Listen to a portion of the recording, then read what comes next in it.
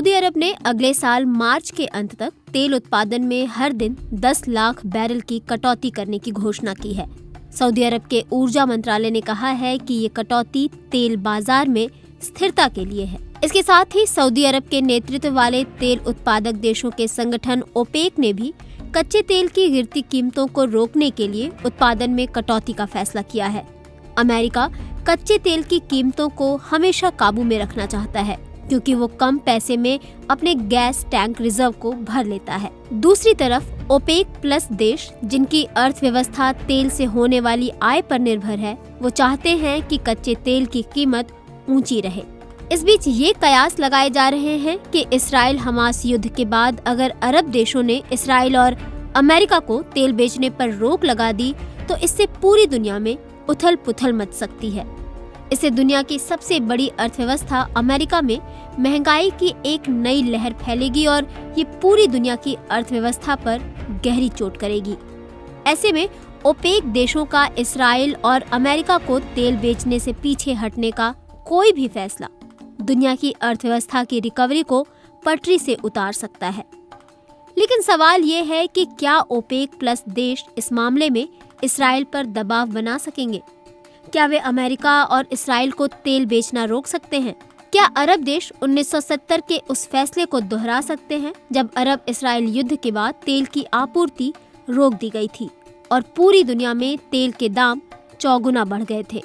Israel की बात करें तो वो अपनी तेल जरूरतें आयात से पूरी करता है, लेकिन इसराइल सऊदी अरब, यूएई या ईरान से तेल नहीं खरीदता। वो कजाकिस्तान, अजरबैजान और नाइजीरिया से तेल खरीदता है।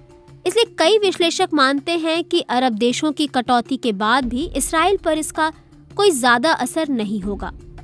अमेरिका की बात करें तो वो इस वक्त दुनिया का सबसे बड़ा तेल उत्पादक देश है।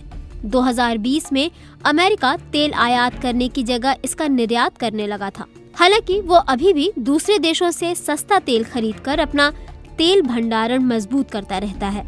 अब बात करें 1973 में हुए तेल कटौती की, तो आज से लगभग 50 साल पहले इसराइल को लगता था कि कोई उस पर हमला नहीं करेगा, और इसी तरह अमेरिका को लगता था कि अरब देश तेल की आपूर्ति नहीं रोकेंगे। मगर ये दोनों बातें हुई। इसराइल पर हमले के 10 दिन बाद अरब देशों ने अमेरिका, नीदरलैंड्स और कई सारे पश्चिमी देशों को तेल आपूर्ति करना बंद कर दिया। यही नहीं, फारस की खाड़ी के शेख और ईरान के शाह ने तेल की कीमतें 70% तक बढ़ाने की सहमति बना दी। एक ओर तेल की आपूर्ति रुकने और दूसरी ओर अरब देशों द्वारा उत्पादन घटाने से तेल की कीमतें 5 गुना तक बढ़ गई थी। इससे दुनिया भर की अर्थव्यवस्थाएं संकट में पड़ गई थी। भारत पर इसके असर की बात करें तो भारत ने तुरंत पेट्रोलियम उत्पादों की कीमतों में बढ़ोतरी कर दी थी। इसका असर ये हुआ कि पेट्रोलियम की मांग में वृद्धि 7% से घटकर 0% पर पहुंच गई और आयात वास्तव में गिर गया। अगले 3-4 सालों में महंगाई 20% से अधिक बढ़ गई और बेरोजगारी भी बढ़ी। 5 महीने बाद इस प्रतिबंध को 2 मुख्य कारणों से हटा दिया गया। पहला तो ये कि अरब देश नहीं चाहते थे कि इसके कारण पैदा हुए संकट के चलते उनके तेल की मांग ही खत्म हो जाए। अमेरिका और यूरोप ने मध्य पूर्व के तेल की किल्लत के बीच खुद को ढालना शुरू कर दिया था। दूसरा कारण ये था कि तेल प्रतिबंध का जो मुख्य मकसद था उसे वे कभी हासिल ही नहीं कर पाए। अमेरिका और उसके सहयोगियों ने इसराइल की मदद करना जारी रखा था।